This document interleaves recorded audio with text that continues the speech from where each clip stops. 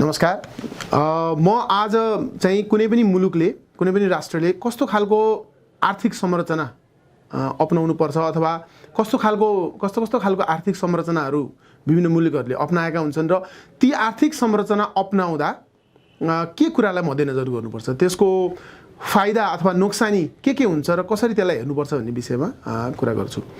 अहिले विशेष गरी नेपालको सन्दर्भमा भन्ने हो भने हाम्रो त संविधानमा नै उल्लेख गरिएको छ नेपाल एउटा समाजवाद उन्मुख मुलुक हो। त्यसकारणले यो समाजवादी अर्थतन्त्र भनेको के हो, समाजवादी अर्थशास्त्र भनेको के हो, त्यो विषयमा कुरा गरौँ।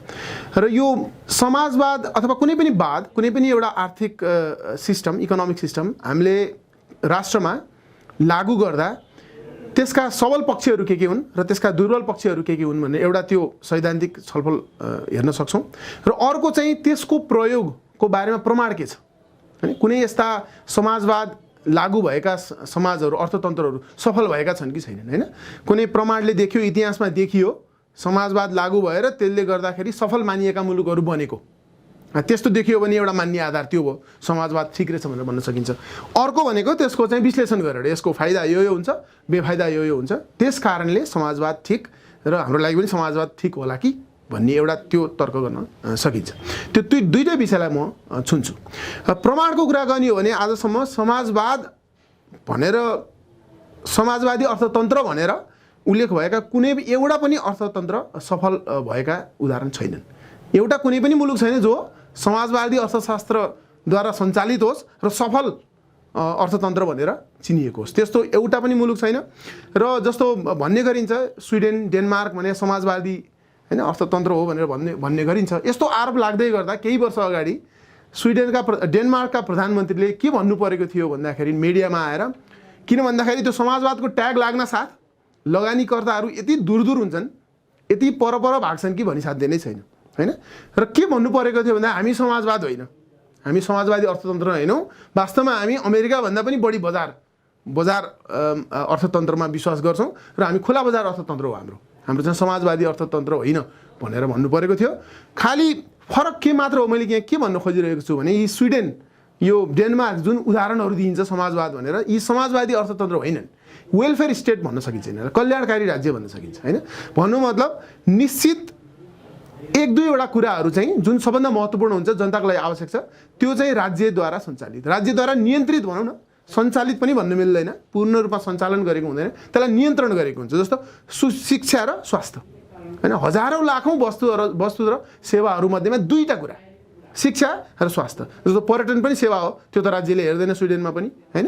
अरू पनि विभिन्न सेवाहरू हुन्छन्, त्यो राज्यले हेर्दैन, हैन? तर शिक्षा र स्वास्थ्य दुईटा मात्र, अरू पनि विभिन्न सामानहरू उत्पादन गर्नुपर्ने हुन्छ, त्यो राज्यले गर्दैन। दुईटा सेवाहरू मात्र राज्यले हेर्छ, त्यसलाई कल्याणकारी राज्य भनिन्छ। अब समाजवादी अर्थतन्त्र भने के हो त? त्यसको लागि चाहिँ हामीले कार्ल मार्क्सको मेनिफेस्टो अफ कम्युनिजम भन्ने हेर्नुपर्ने हुन्छ। त्यसमा 10वटा बुँदाहरू दिएका छन् र वास्तवमा हाम्रो नेपालमा अहिले त्यो 10वटा बुँदाहरू हामीले पढेर सुनायौँ, कुनै चुनावी सभामा हामीले त्यो चाहिँ पढेर सुनायौँ भने त्यो धेरै मान्छे तर्सिन्छन्। त्यो 10वटा बुँदा यस्ता खालका बुँदाहरू छन्। जस्तो उदाहरणको लागि समाजवादी अर्थव्यवस्थामा निजी सम्पत्तिको अधिकार हुँदैन। हामी यो भनौँ त ल नेपाली जनतालाई गएर, तपाईँहरूले आफ्नो निजी सम्पत्ति राख्न पाउनुहुन्न, तपाईँहरूले आफ्नो बाबुबाजेको जुन सम्पत्ति छ त्यो आफूले राख्न पाउनुहुन्न, त्यो सबै राज्यलाई दिनुपर्छ, तपाईँपछि तपाईँले आफ्नो छोराछोरीलाई दिन पाउनुहुन्न। त्यस कारण निजी सम्पत्ति रहित व्यवस्था हो समाजवादी अर्थव्यवस्था भनेको। त्यस कारणले यो हामीले एकदमै बुझ्नु जरुरी छ। अब यसको फाइदा बेफाइदा पनि होला, यसका नि फाइदा कुरा गर्न सकिएला, तर यो हामी अहिले के मान्न तयार छौँ? निजी सम्पत्ति बिना हामी चाहिँ यो देशमा हामी रहन तयार छौँ भन्दाखेरि छैनौँ, है? र समाजवादी अर्थव्यवस्थामा अरू पनि हुन्छ, ब्याङ्कहरू, त्यसपछि कल कारखानाहरू, उद्योगहरू सबै सेनाद्वारा चलाइनेछ, हैन? आर्मी एउटा जस्तो फोर्स निर्माण गरेर राज्यले संसार यो देशलाई चाहिने सबै वस्तु तथा सेवाहरूको उत्पादन, त्यसको वितरण, उत्पादन मात्र होइन वितरण पनि र उपभोग पनि, कसले कति खाने, हैन? त्यो स्टालिनको बारेमा लेखिएको एउटा किताब छ वेटिङ फर हिटलर भन्ने, त्यो किताबमा लेखिएको छ कसले कति पाउरोटी खाने, कति पाउन्ड मासु खाने, त्यो चाहिँ राज्यले निर्धारण गर्छ। यो मैले एक्सट्रिम इक्जाम्पल दिएँ, हैन? यस्तो एक्सट्रिम इक्जाम्पल अहिले नर्थ कोरियामा मात्र होला, एक दुईवटा कन्ट्रीमा मात्र होला, तर यसले इन्डिकेट गर्छ, डाइरेक्सन देखाउँछ कस्तो खालको समाजवादी अर्थव्यवस्था भनेको भनेर। भनेपछि समाजवादी अर्थ सुन्दाखेरि समाज को लागि भने जस्तो बुझिन्छ। तर समाजवादी अर्थतन्त्र भनेको उत्पादन, उपभोग र वितरण सबैमा राज्यको एकलौटी नियन्त्रण हुने व्यवस्थालाई समाजवादी अर्थव्यवस्था भनिन्छ। हामी के त्यतातिर जान खोजेको हो? हामीले सबै उद्योग कल कारखानाहरू नेपालमा भएको सबै लगानीहरू सबै सरकारलाई सुम्पाउन खोजेको हो हैन? सैद्धान्तिक रूपमा त्यो होइन। त्यो गरेर सफल भएका कुनै उदाहरण, त्यो गएर राम्रो हुन्थ्यो भने त्यसको बारेमा सोच्न सकिन्थ्यो, त्यो चाहिँ देखिँदैन। त्यस्तो कुनै पनि उदाहरण देखिँदैन। त्यस्ता अर्थतन्त्रहरू धराशायी 1-2 वर्ष केही भएको जस्तो देखिए पनि त्यो लङ टर्ममा चाहिँ धराशायी हुने त छँदैछ अर्थतन्त्रको रूपमा। र त्यो लागू गर्नलाई जुन मानव अधिकारको हनन गर्नुपर्ने हुन्छ, जुन व्यक्तिगत स्वतन्त्रता चाहिँ लाई नियन्त्रण, किनभने मान्छे भएपछि उसले त इनोभेट गर्न खोज्छ, नयाँ आइडियाहरू टेस्ट गर्न खोज्छ, ऊ फेल हुन पनि खोज्छ हैन, उसले विभिन्न कुराहरू ट्राई गर्न खोज्छ। त्यो चाहिँ गर्न पाउँदैन समाजवादी अर्थव्यवस्था। त्यो सबै राज्यले नियन्त्रण गर्छ। मैले के ट्राई गर्न पाउँछु, मैले कुन उद्योग खोल्न पाउँछु भन्ने कुरा त्यो राज्यले निर्धारण गर्न पाउने हुने कारणले मेरो व्यक्तिगत स्वतन्त्रताहरू सबै चाहिँ नि त्यसलाई समाप्त पार्नुपर्ने स्थिति हुन्छ। र यो समाजवादलाई एउटा बेनिफिट अफ डाउट दिउँ, मानव समाजवाद कतै कुनै समयमा कुनै कालखण्डमा कुनै देशमा काम गरेको थियो रे भनेर मानौँ, एकछिनले मानौँ, त्यो छैन तर मानौँ। त्यो मान्दा पनि समाजवादलाई मैले केसँग कम्पेयर गर्छु भन्दा एउटा कपडा, एउटा लुगाको इमेजिन गरौँ। हामीले कस्तो लुगा चाहिँ नि धेरै लामो समयसम्म अथवा धेरैजना मान्छेलाई उस्तै लुगाले काम गरे, कस्तो लुगाले काम गर्छ भन्दा यो समाजवाद भनेको चाहिँ एउटा फलामको लुगा हो कि। यो फलामको लुगा भनेको कस्तो हुन्छ भने त्यो एउटा पर्टिकुलर शरीरको साइजको लागि बनाइएको हुन्छ, एउटा कुनै पर्टिकुलर ठाउँमा जाडो गर्मी हेरेर ठ्याक्क बनाएको होला, त्यो बेलामा ठ्याक्क त्यही बेलामा काम लाग्छ। तर त्यो मान्छे अलिकति मोटायो भने, त्यो मान्छे अलिकति दुब्लायो भने, अलिकति धेरै चिसो ठाउँमा गयो भने, अलिकति बढी गर्मी ठाउँमा जाँदासाथ त्यसले काम गर्दैन। भनौँ मतलब त्यसले रेस्ट्रिक्सनहरू धेरै नै इम्पोज गर्छ है। समाजवादमा चाहिँ त्यो हिसाबले चाहिँ बजार अर्थतन्त्र जुन छ, बजार अर्थव्यवस्थामा त्यसको नि आफ्नै मान्यताहरू छ, त्यसको नि आफ्नै सिद्धान्त दर्शन छ। तर त्यसले चाहिँ नि सीमाहरू चाहिँ कम मात्रै त्यसले सृजना गर्छ।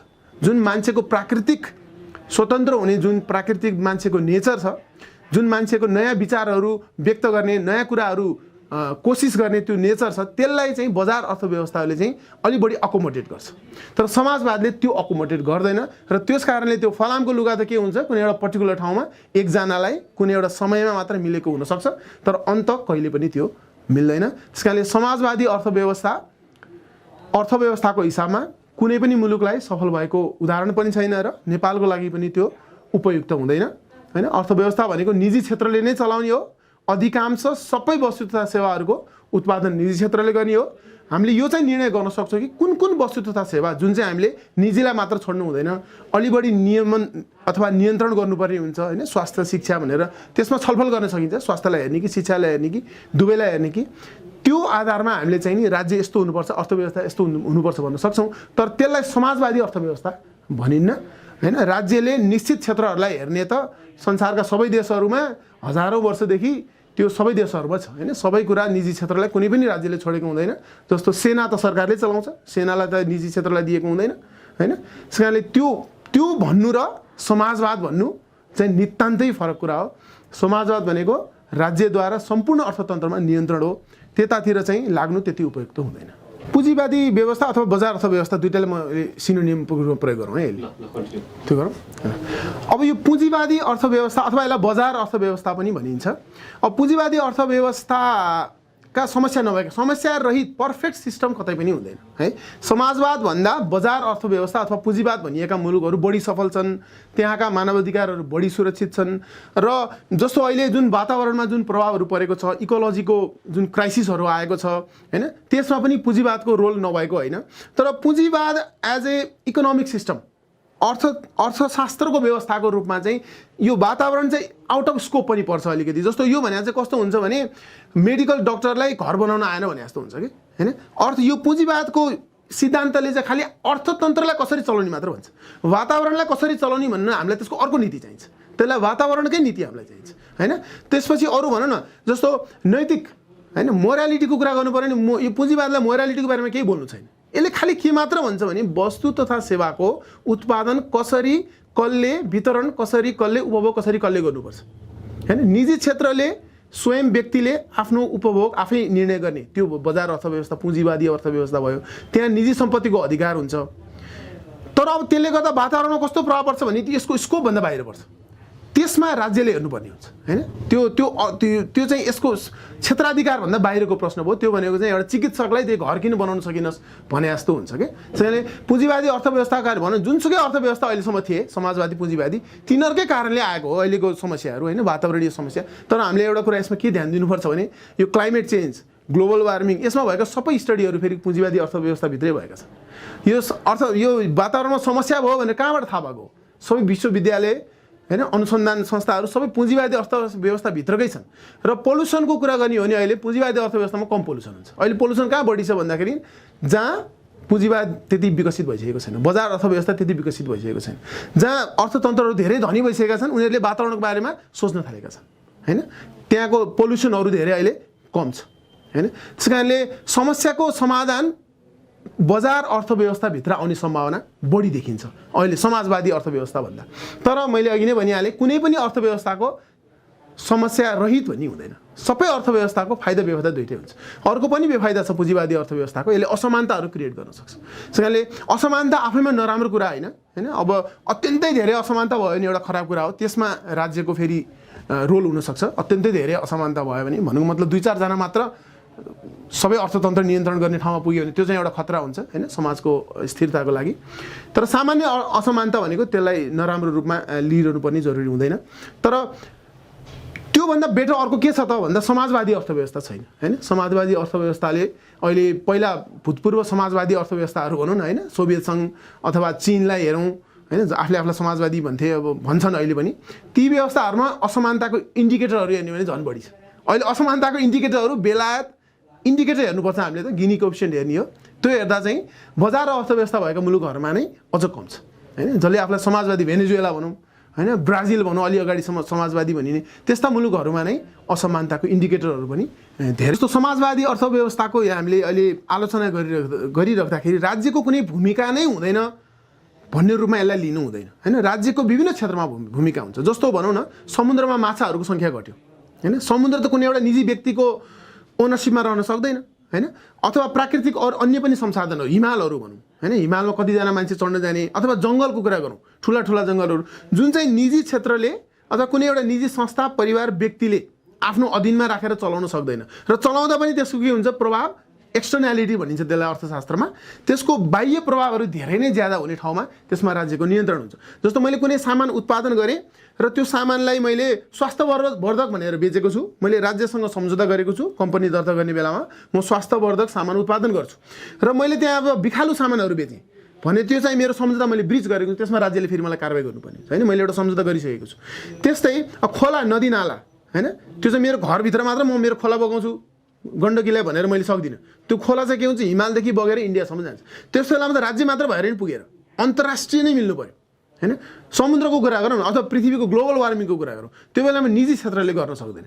निजी क्षेत्रको सहयोग चाहिन्छ। हामीले यसमा के भुल्नु हुँदैन भने अब यो ग्लोबल टेम्परेचर हेर्ने, यो ग्लोबल वार्मिङको रिसर्चहरू सबै फेरि निजी क्षेत्रले गरिरहेछ हैन। यो टेक्नोलोजीहरू, यो वार्मिङहरूलाई कसरी कम गर्ने, पोल्युसनहरूलाई कसरी कम गर्ने, अथवा इलेक्ट्रिक कारहरूको कुरा गरौँ, निजी क्षेत्रको भूमिका ठुलो छ।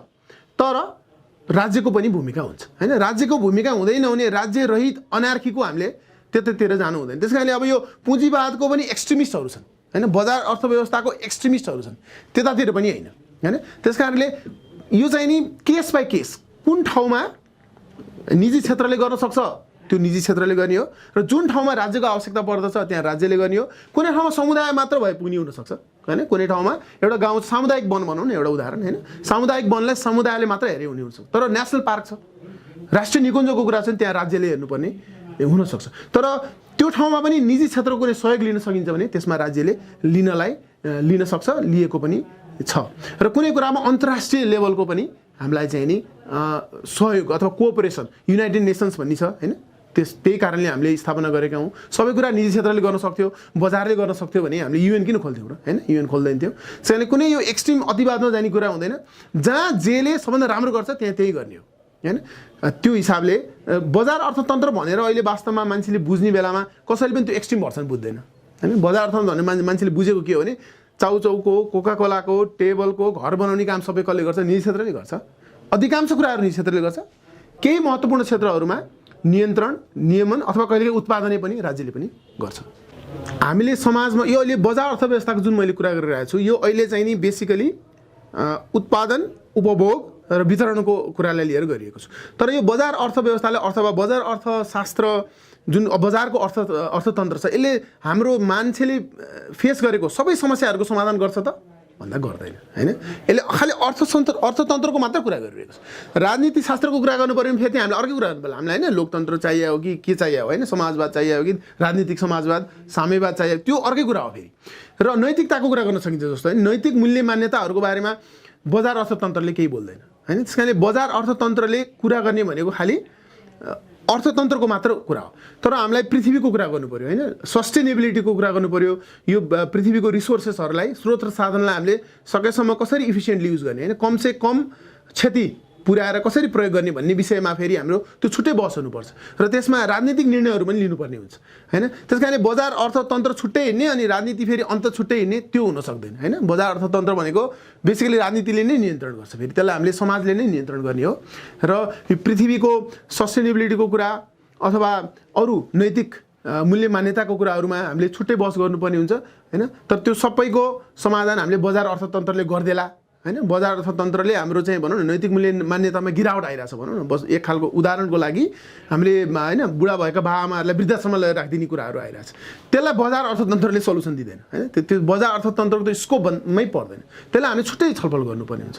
त्यसकारण त्यो इथिकल क्वेसन भयो त्यो हैन, त्यसलाई चाहिँ छुट्टै समाधान गर्नुपर्ने हुन्छ। सबै कुराको समाधान बजार अर्थतन्त्रले गरिदियोस् भनेर हामीले अपेक्षा गर्नु हुँदैन। यस भिडियोलाई लाइक, कमेन्ट र सेयर गर्न नबिर्सिनुहोला। फेरि यस्तै रोचक भिडियोहरू हेर्नका लागि यस च्यानललाई सब्स्क्राइब गरेर घन्टी बजाइदिनुहोला।